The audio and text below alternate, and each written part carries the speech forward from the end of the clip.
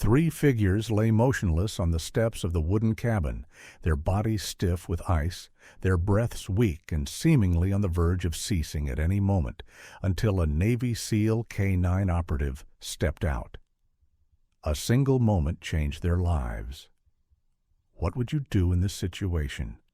If you enjoyed this story, please leave a comment below, and let's continue following it together. Winter pressed quietly against the Montana mountains, snow falling without urgency, piling high around a lone wooden cabin where dawn hesitated behind heavy clouds, and the cold settled deep into timber, bone, and memory. Jack Miller had been awake long before the sky began to lighten, the way he always was. Sleep came to him in short, fractured stretches, never deep enough to rest, never shallow enough to escape. He lived alone by design in a cabin he had built with his own hands years earlier, tucked into a stretch of forest where the road thinned into nothing and questions rarely followed. In his early 40s, Jack was tall and powerfully built, his shoulders squared from years of military discipline rather than comfort. His dark hair was cut close out of habit, threaded with early gray at the temples, and his face carried the hard angles of a man shaped by cold decisions, sharp jaw, high cheekbones, a permanent tension set into his brow. A short, neatly kept beard shadowed his mouth, softening little. His eyes, a muted steel gray, were the most revealing thing about him. Alert, controlled, and guarded in a way that suggested someone who had once cared deeply and learned the cost of it. Jack had been a Navy SEAL K-9 handler once, a role that demanded not only precision and courage, but trust, absolute, wordless trust between man and dog. He had lost that trust years ago on a mission that ended badly when his K-9 partner didn't make it home. The official reports called it unavoidable. Jack called it a failure he carried alone. After leaving the teams, he chose distance over connection, silence over risk. He didn't keep animals. He didn't keep people. The cabin suited him because it asked nothing and expected less. That morning, wrapped in a worn flannel jacket and heavy boots, he moved through his routine with mechanical calm, feeding the fire, pouring coffee, listening to the quiet he had taught himself to live inside. The sound that reached him as he crossed the room was faint, so faint he nearly dismissed it as the wind slipping between boards. A thin scrape, irregular, followed by something softer. Jack froze. His training had taught him to trust small deviations, the things most people ignored. He set the mug down slowly and walked to the door, his movements careful, controlled. When he pulled it open, the cold rushed in first, sharp enough to bite, followed by a sight that stopped him where he stood. On the top step of the porch lay a German shepherd mother, her body curved inward, ribs visible beneath ice-stiffened fur. Her coat, once black and tan, was dulled by frost, long strands clumped together and frozen solid. She was thin, exhausted, her head resting sideways against the wood, amber brown eyes half-lidded, but alert enough to track movement. Pressed against her belly were two newborn puppies, impossibly small, their bodies tucked beneath her chest and forelegs. They couldn't have been more than a few weeks old. Their ears lay flat against their heads, their fur damp and crusted with ice. Tiny paws trembled weakly as their shallow breaths fogged the air. The mother had positioned herself between them and the wind, her back to the storm, her body taking the worst of the cold so they wouldn't have to. For a moment, Jack didn't move. The years of conditioning that had once carried him through gunfire and chaos failed him entirely. This wasn't a battlefield. There was no enemy to neutralize, no command to follow. Just three lives balanced on the edge of something final. His mind supplied excuses automatically, the same defenses he'd perfected over time. Nature was brutal. He hadn't caused this. Getting involved always led to loss. But as he stepped closer, the mother dog shifted, lifting her head with visible effort, placing her body more firmly over the puppy's. Her gaze never left him. There was no aggression in it, only resolve. She would not move, not for him, not for the cold, not for anything. Jack knelt in the snow, his bare hands hovering uncertainly before touching frozen fur. The cold burned instantly, sharp and numbing, but he barely noticed. One of the puppies let out a thin, broken sound, more breath than voice, and something inside Jack fractured. He swore under his breath, a rough sound torn from deep in his chest, and shrugged out of his jacket, draping it carefully over the dogs to block the wind. The mother dog tensed but didn't snap, her body trembling as Jack slid one hand beneath her chest, testing weight, feeling how light she was. Too light. She was exhausted, running on something more stubborn than strength. "Easy," he murmured, the word automatic, the same tone he'd once used to calm wounded teammates. Slowly, carefully, he lifted her, keeping the puppies pressed against her body so they wouldn't lose the warmth she had left. Inside the cabin, the fire cast a dim orange glow across the walls as Jack lowered the three of them onto a thick blanket near the hearth. He worked methodically, peeling ice away from the mother's fur with trembling fingers, terrified that one wrong movement would tear skin already numb from cold. As the ice began to melt, the puppies stirred weakly, their bodies stiff but not rigid, signs of severe hypothermia rather than full freezing. That distinction mattered. It meant there was still time. Jack wrapped them in towels, layering warmth slowly, the way he'd been trained, fighting the urge to rush. The mother dog watched him through half-closed eyes, breathing shallow but steady, her chest rising just enough to count. Jack's thoughts wouldn't stay quiet. Memories surfaced uninvited, the weight of another dog once cradled in his arms, the sound of a radio crackling with orders that came too late. He swallowed hard, jaw tightening, and forced himself back into the present. He warmed water on the stove, dampened cloths, pressed them gently against cold bellies and paws. One puppy's breathing faltered, chest fluttering erratically, and Jack leaned closer, counting, whispering steady reassurances he wasn't sure were meant for the dog or himself.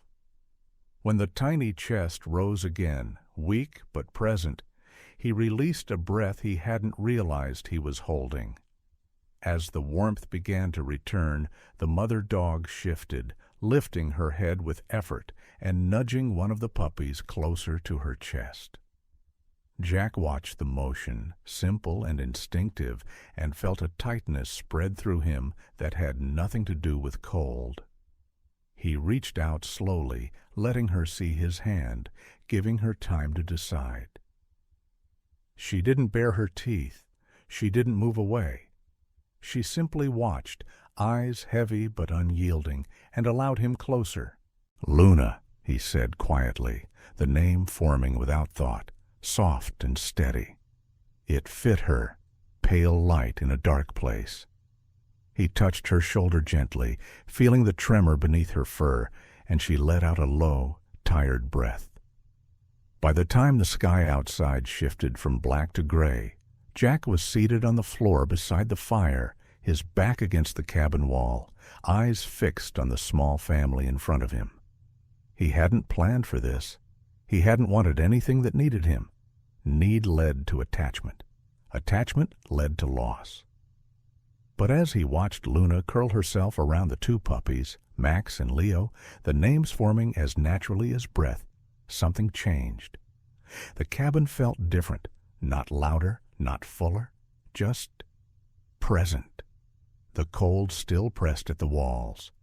Winter still held the mountains in its grip.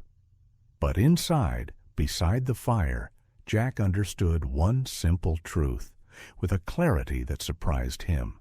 If he'd opened that door a minute later, none of them would have survived. And for the first time in years, the weight of being the reason something lived did not feel like a burden he needed to run from. Jack did not notice the passing of time once the door was shut and the storm sealed outside, only the rhythm of breath and the small incremental signs that meant life was still present. He worked with the quiet intensity of a man who had learned that panic wasted seconds and seconds, cost lives, moving between the fire and the blanket on the floor, adjusting layers, warming water, testing temperature against the inside of his wrist, the way he once had in places far from Montana.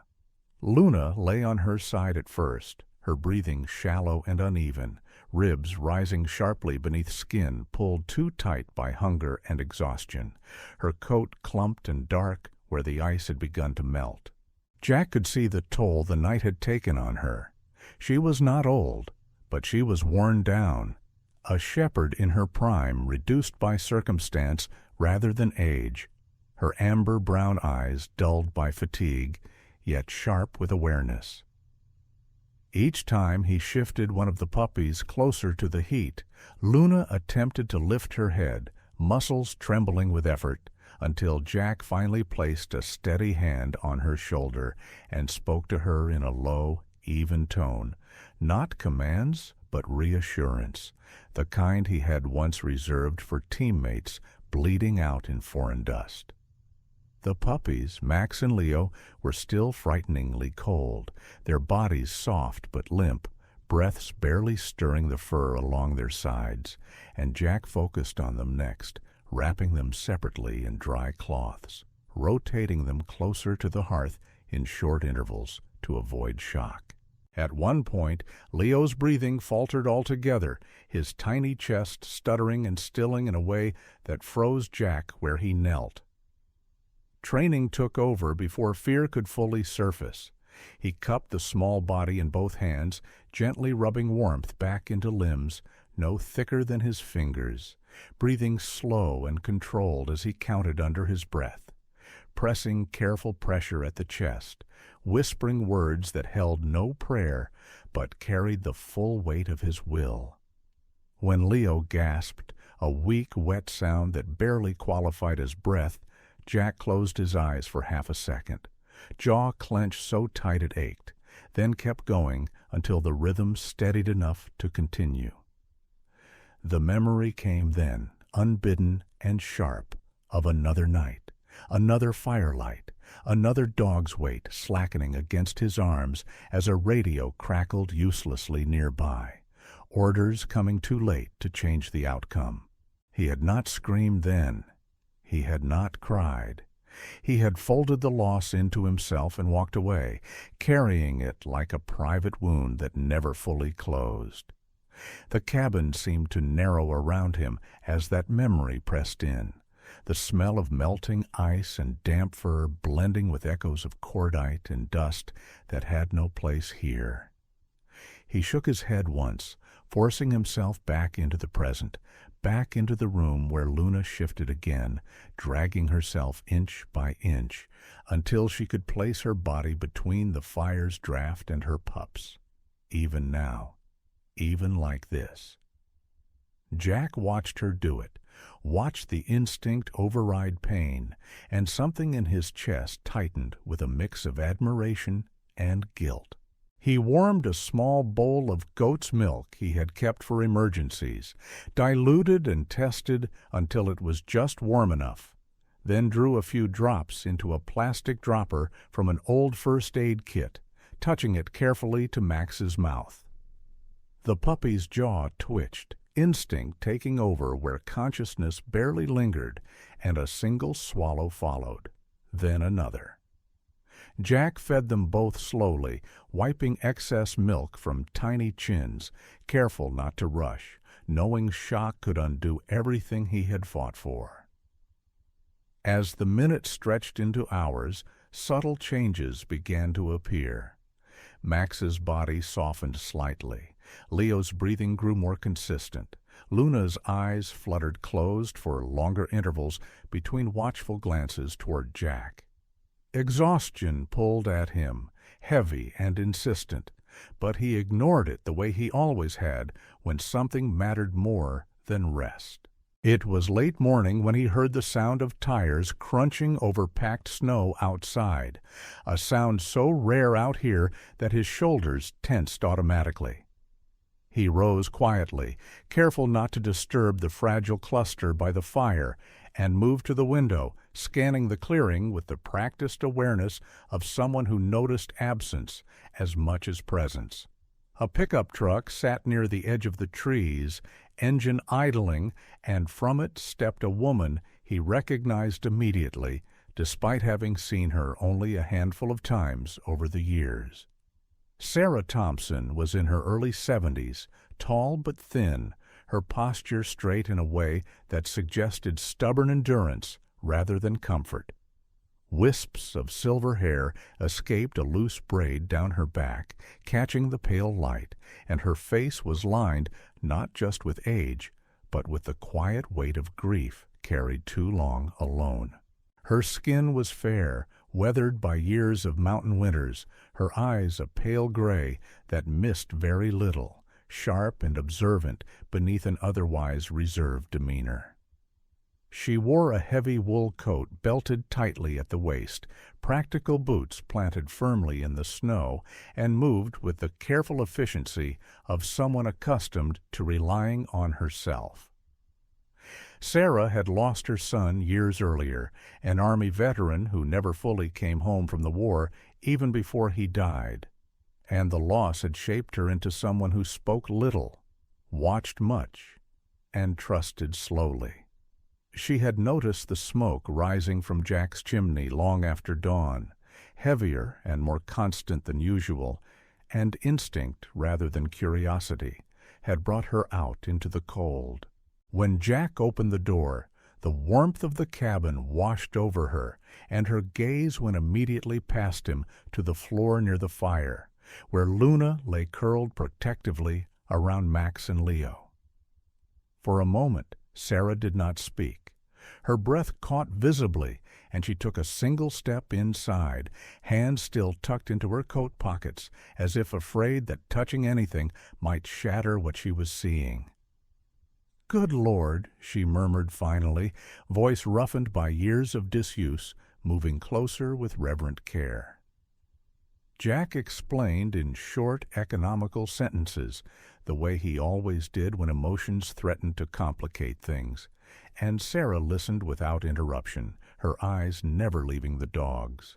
She knelt with surprising ease for her age, close enough to see the tremor in Luna's flank, the slight movement of the puppy's sides, and something softened in her expression, a crack in the careful reserve she wore like armor.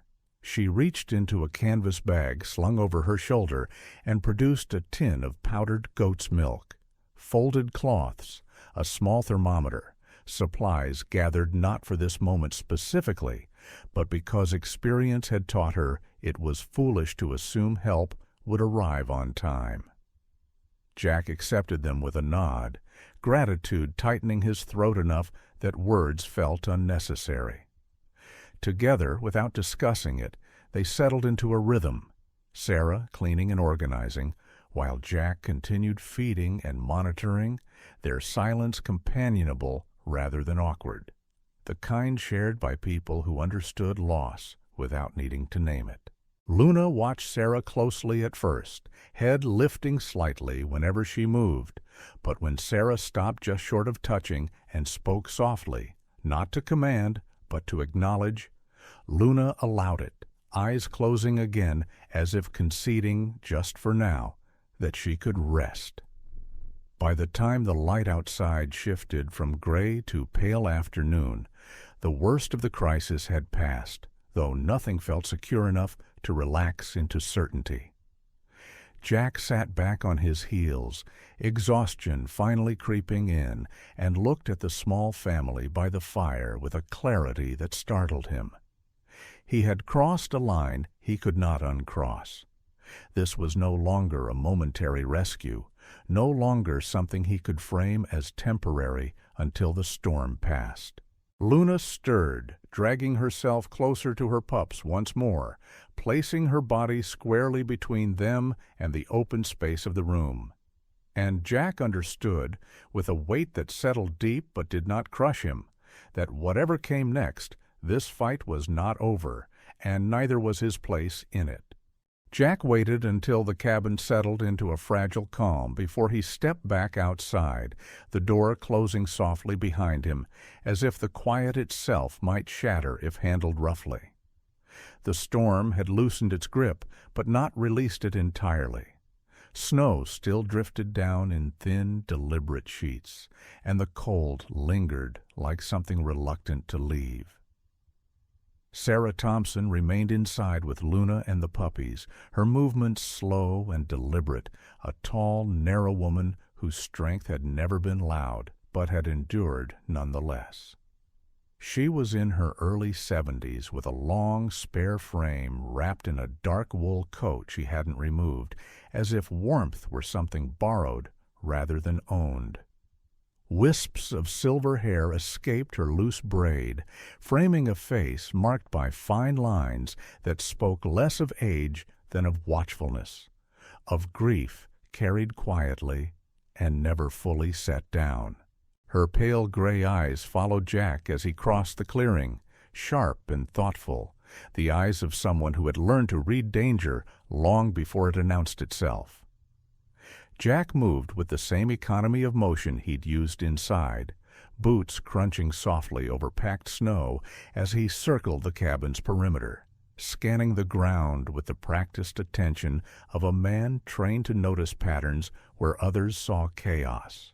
The forest stood close around the clearing, pines heavy with snow, branches bowed low, the kind of stillness that felt deliberate rather than peaceful. He followed a faint disturbance near the tree line, a break in the snow that didn't match the clean lines of wind or animal tracks, and knelt to examine it more closely. What he found made his jaw tighten. A length of wire lay partially buried beneath snow and needles, its steel teeth just visible where the drift had shifted, crude but effective, the kind of trap that didn't discriminate between prey and accident. Jack's gloved hand hovered for a moment before he disarmed it with careful precision, anger rising slow and controlled, the kind that burned steady rather than flared. This wasn't survival. This was negligence at best, cruelty at worst. He moved deeper into the trees, marking locations, finding more signs the farther he went. Disturbed ground, snapped twigs, the faint metallic tang that had no place in clean winter air. By the time he returned to the cabin, his shoulders were tight with more than cold, his mind already rearranging the night's events into a new shape that no longer fit the story he'd told himself. Luna hadn't fled the storm alone. She had been driven. Inside, Sarah looked up as he entered, her posture straightening, eyes searching his face before he spoke. He told her what he'd found in the same short, economical sentences he'd used earlier, leaving emotion out not because he didn't feel it, but because he knew she would understand without it. Sarah listened, lips pressed into a thin line, one hand resting lightly on the blanket near Luna's shoulder, close enough to be present without intruding. When he finished, she nodded once, a small, decisive motion. She told him then that she had found a trap herself the week before, near the creek that ran down from the ridge, hidden poorly beneath leaves and snow, its steel jaws rusted but intact. She had reported it to the county office, she said, her voice steady but dry, the voice of someone accustomed to promises that rarely materialized. They'd told her they would look into it. They always did. The puppies stirred faintly as Luna shifted again, drawing them closer, her body still angled protectively, despite the warmth now filling the room. Jack watched the movement with new understanding. What he had taken for instinct alone now carried intention. She had chosen the cabin not just because it offered shelter, but because she was running from something that followed. Sarah moved closer to the fire, kneeling with careful grace, her coat creaking softly as she bent. Up close, Jack noticed how thin she was, how the bones of her wrists showed beneath pale skin, how her hands bore the marks of a lifetime spent working rather than resting. She spoke of her son then, not at length, but enough to explain the way her gaze lingered on Luna and the puppies. He had loved animals, she said, especially dogs, had trusted them more easily than people after he came back from overseas, quieter than he'd left. He had known how to recognize danger before it became obvious, how to read the land the way others read maps. When he died, the forest near her home had felt different to her, less forgiving, as if it too remembered. Jack didn't interrupt. He recognized the shape of her words, the way loss circled the edges of everything she said without ever fully entering. He told her then that he would report what he'd found as well, not to the county, but to federal wildlife authorities, his voice calm and precise as he laid out the facts. Sarah studied him for a long moment, those sharp gray eyes assessing more than his plan. She had seen men like him before, men who carried authority quietly, who didn't need to announce themselves to be taken seriously. She nodded again, slower this time, a gesture of trust rather than agreement. The afternoon wore on, light shifting gradually, and Jack found himself dividing his attention between the forest outside and the small family by the fire. He fed Max and Leo again, careful and patient, noting the incremental strength returning to their movements, the way their tiny bodies leaned instinctively toward Luna, even when she slept. Luna watched him more closely now, her gaze following his hands, her tension easing by degrees as she learned his intentions did not change. Sarah remained nearby, organizing supplies, cleaning cloths, her presence steady and unobtrusive. Together they spoke little, but the silence between them no longer felt empty. As dusk approached, Jack stepped outside once more, this time with purpose rather than uncertainty. He marked the locations he had found earlier, took photographs, documented distances, the methodical work grounding him in something familiar. When he returned, snow clung to his boots and jacket, and the cabin felt warmer than before, not just from the fire, but from the sense of occupation, of lives temporarily aligned by circumstance and choice. He stood for a moment just inside the door, watching Luna sleep at last, her breathing deeper now, the puppies pressed close, and felt the weight of the decision forming in him even before he named it.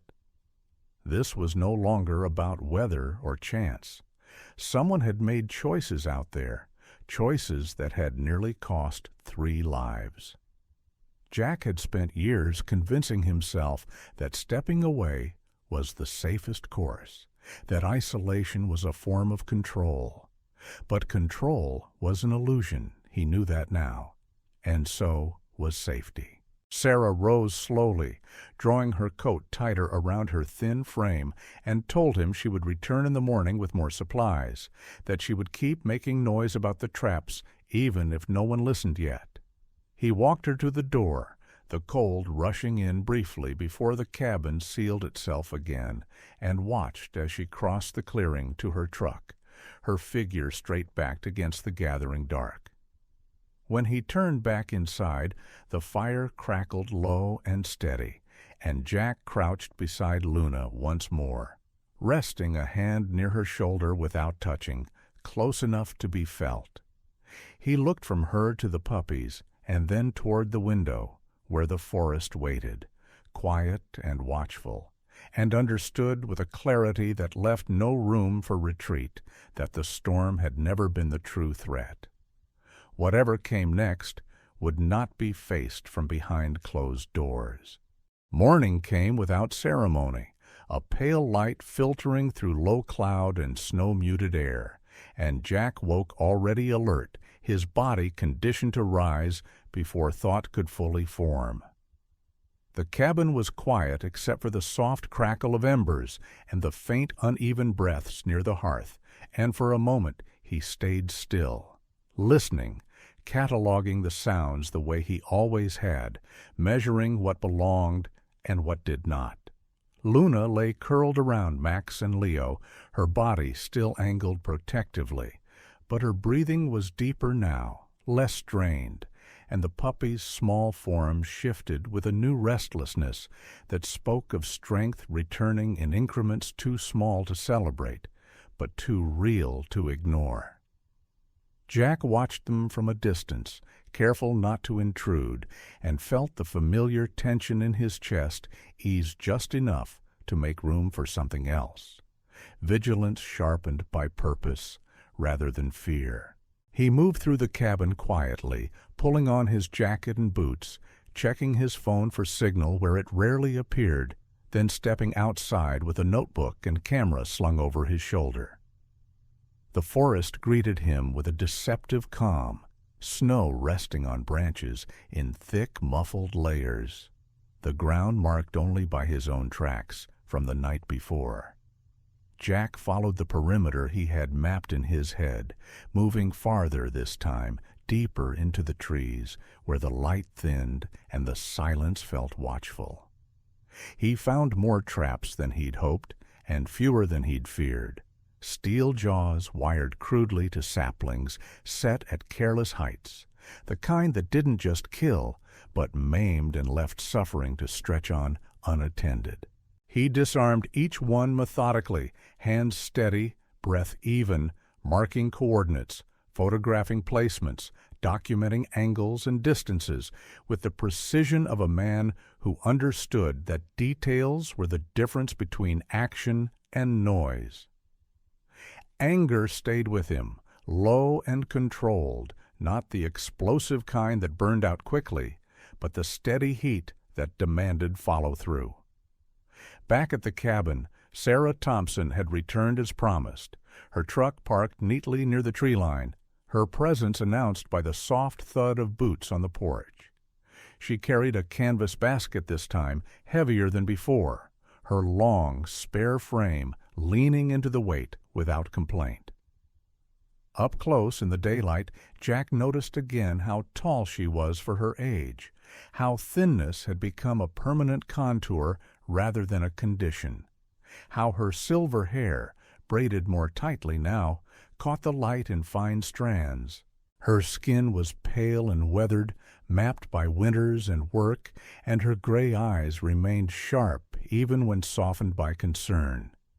She spoke little as she set the basket down, broth, antiseptic, clean cloths, but when she looked at Luna and the puppies, something gentler surfaced, a careful warmth she rarely showed. She had lived long enough, Jack knew, to ration hope, to offer it only where it might survive. Luna watched Sarah closely as she moved about the room, but the tension in her shoulders eased with each familiar step. When Jack knelt near the hearth to feed the puppies, Luna did not shift away this time. She held still, eyes tracking his hands. Then, after a pause that felt deliberate, she lowered her head and allowed him closer. Jack felt the change immediately, the subtle permission in her posture, the trust extended, not freely, but earned. He touched Max first, then Leo, his movement slow and predictable, and Luna did not interpose herself. Instead, she stayed where she was, body still angled protectively, but no longer rigid, a guardian learning the shape of a new alliance. The puppies grew stronger by the hour, their movements clumsy and insistent, small paws pressing against Jack's hands as if testing the world's resistance. Max developed a habit of leaning into Luna's chest and sleeping there, while Leo, bolder, restless, wriggled free whenever he could, nose twitching, ears flattening and lifting, as if he were already trying to catalog the cabin the way Jack cataloged the forest. Jack found himself smiling once, briefly, when Leo attempted to stand and toppled sideways into a folded blanket, the sound more surprise than pain. The smile faded almost as soon as it appeared, replaced by something heavier. The realization that these small moments mattered to him more than he had allowed himself to admit. It happened in the early afternoon when the light slanted just enough to throw long shadows across the clearing. Jack had stepped outside again to check one last trap near the creek line, leaving the door ajar so he could hear the cabin. He moved quickly, confident in the path he'd cleared, his attention split between the ground and the trees beyond. He disarmed the trap without incident and turned back toward the cabin, already planning the call he would make once he reached a ridge with service, when a sharp, thin yelp cut through the air.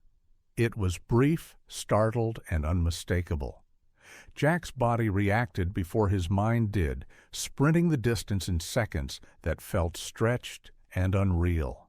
He dropped to his knees just outside the tree line to find Leo caught inches from a set of steel jaws that snapped shut on empty snow as Jack scooped the puppy up. The trap had been poorly set, half buried, its trigger hair-thin, and Leo's curious step had been enough to trip it. Jack held the trembling bundle against his chest, hands moving over small limbs with clinical speed, checking for injury, counting breaths, grounding himself in the weight and warmth that meant the worst had been avoided. Relief came hard and sudden, leaving him dizzy, and with it a surge of anger sharper than any he had felt so far, not at the forest, not at circumstance, but at the person who had set this in motion and walked away. Inside the cabin, Luna paced, her agitation immediate and fierce, her low growl vibrating through the room as Jack entered with Leo pressed to his chest. She reached them in 2 strides, nose touching Leo's flank, her body positioning itself between him and everything else. Jack sat on the floor and let her inspect him, let her see that the puppy was whole, that the danger had passed for now. Only then did she settle, curling around both pups with renewed intensity, her gaze never leaving Jack's face. There was no accusation in it, only a demand for clarity. Jack met her eyes and understood, with a force that surprised him, how close he had come to losing something he had not yet allowed himself to name. That night, after Sarah had gone and the fire burned low, Jack made the call. He stood outside under a sky that had cleared just enough to show pale stars, his breath fogging the air as he spoke calmly and precisely into the phone, giving coordinates, descriptions, evidence. He did not embellish. He did not plead. He laid out facts the way he had learned to do long ago, facts that demanded response. When the call ended, he remained where he was for a moment longer, phone heavy in his hand, listening to the forest settle, aware that the act itself, choosing to involve others, to escalate, marked a line crossed. The days that followed settled into a rhythm shaped by care and watchfulness. Jack disabled what traps he could find near the cabin, marking others for authorities, and kept Luna and the puppies close, the door rarely opened without intention. Luna's trust deepened in quiet ways. She allowed Jack to clean a small cut on her paw, to move the puppies when needed, to share the space around the fire without tension. Max and Leo followed him with growing confidence, their movements still unsteady but purposeful, and Jack adjusted his routines around them without thinking, the cabin adapting as naturally as breath. One evening, as dusk gathered and the forest darkened, Jack sat on the floor beside Luna and rested his forearm near her shoulder, not touching, close enough to be felt. He watched the puppies sleep, their chests rising in steady, determined rhythms, and felt the truth settle into him with a weight that did not crush, but anchored. This was no longer a short-term rescue, no longer something he could frame as duty fulfilled and set aside. He had stayed, and in staying, he had chosen. Not because he was obligated, not because someone had asked, but because turning away now would cost more than any risk he imagined ahead. Outside, the forest waited, quiet and unresolved. Inside, Jack understood that responsibility was not a chain, but a commitment he was finally willing to carry. Spring arrived in the mountains without announcement, slipping in quietly between cold nights and softer mornings, the snow retreating in uneven patches that revealed dark earth beneath. Jack noticed the change the way he noticed most things now, not with surprise, but with attention. The forest no longer held the same tight, watchful silence. Birds returned in cautious numbers, the creek ran louder, freed from ice, and the air carried a scent that spoke of thaw and movement rather than endurance alone. Around the cabin, the last of the illegal traps had been removed weeks earlier by federal officers who came and went without ceremony, leaving behind disturbed ground and the reassurance of absence. Jack did not linger on their presence. What mattered was what remained. Luna lay stretched out near the doorway in the pale spring light, her coat thicker and clean now, the sharp lines of starvation replaced by quiet strength. Max and Leo wrestled clumsily nearby, their bodies longer, heavier, full of the awkward confidence of growth, their movements no longer tentative but exuberant.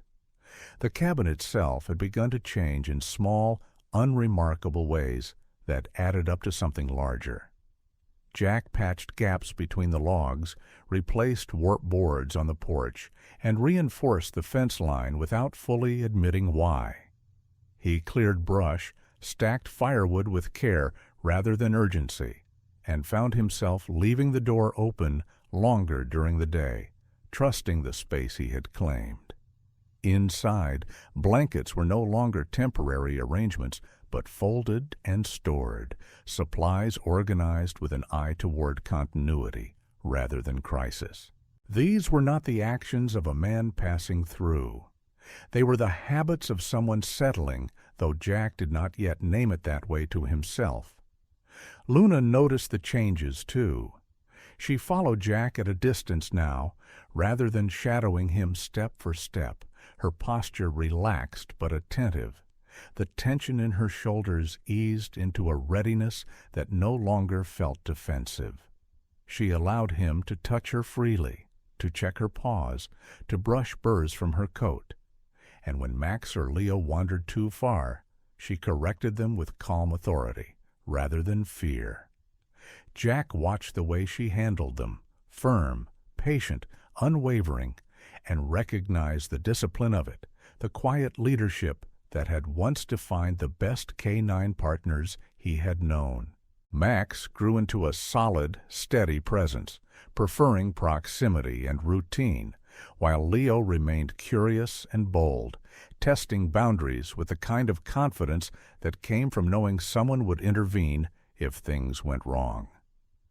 Together, they formed a balance Jack understood instinctively. Sarah Thompson continued to visit, though less out of necessity now than habit. With spring, she shed the heaviest of her coats, revealing the long lines of her frame more clearly, her clothes practical and worn, but clean, chosen for use rather than appearance. Her silver hair, still braided, caught more light these days, and the lines in her face seemed softer without winter's harsh contrast. She brought seedlings one afternoon, lettuce, herbs, a few early vegetables, balanced carefully in a shallow box, and showed Jack where to place them near the cabin, where the ground thawed first. She spoke more freely now, not just of practical matters, but of small things, the greenhouse she'd repaired, the way mornings felt different when she had somewhere to go, someone to check on. Luna accepted her presence fully, resting her head near Sarah's boots when she visited. And Max and Leo treated her like a fixture of the landscape, familiar and safe. It was on one of those quieter afternoons, with the dogs sprawled in the sun and the forest moving gently around them, that Jack found the envelope tucked beneath his door. The paper was heavy, the address printed cleanly, the return name unfamiliar but suggestive enough to make his chest tighten before he opened it. The offer inside was straightforward: a private security firm operating domestically and abroad, seeking experienced operators with specialized backgrounds. The compensation was generous, the language precise, the promise clear. Purpose, structure, distance. Everything Jack had once told himself he needed to survive. He read it once, then again, feeling the familiar pull of motion and separation, the appeal of a life where commitment was defined by contract rather than care. He folded the letter carefully and set it on the table without comment. For the rest of the day, he moved through his routines with the same outward calm, but his attention drifted more often than usual. He found himself watching Luna as she slept, her body angled instinctively between Max and Leo even in rest. The memory of winter's urgency softened, but not erased. He watched Max lean into her side, heavy with sleep, and Leo twitch and stretch as if running through dreams already larger than his body. Jack recognized the shape of the decision forming long before he was ready to acknowledge it. This time, the hesitation was real. That evening, as the light faded and the cabin filled with the low glow of the fire, Jack sat on the floor with the letter unfolded beside him. He did not rush the moment. He let the weight of it settle, the way he had learned to let difficult truth settle, rather than forcing resolution too quickly. Luna lifted her head, eyes meeting his, and after a pause she rose and moved closer, lying down with deliberate care so that her body formed a barrier between him and the door, between him and everything outside that might pull him away. It was not a demand. It was a statement. Jack rested his forearm on his knee and breathed out slowly, the answer arriving not as relief or fear, but as clarity. The next morning he made his choice. Jack declined the offer in a short, precise message that left no room for negotiation. He did not explain himself. He did not apologize. He simply closed the door that had remained ajar in his mind and felt, for the first time in years, no urge to reopen it. When Sarah arrived later that day, he told her quietly what he had done. She listened without interruption, her gray eyes steady on his face, and when he finished, she nodded once. This time there was something like pride in the gesture, tempered by understanding. "You chose what stays," she said simply. Jack did not correct her. The formalities came next, handled with less drama than Jack might have expected. He registered Luna, Max, and Leo, signed papers that made explicit what had already become true, and arranged for their veterinary care in town, navigating conversations he once would have avoided. Luna endured the process with calm vigilance, allowing examination and touch, her trust in Jack now complete. Max and Leo, larger and stronger now, approached the world with open curiosity, their confidence grounded in the certainty of return. When they came back to the cabin after that first trip, the space felt altered, not because anything physical had changed, but because nothing was provisional anymore. By late spring, the clearing in front of the cabin had transformed. Grass pushed through where snow had lingered longest, and the porch, once a place of crisis, now held a simple bench Jack built himself.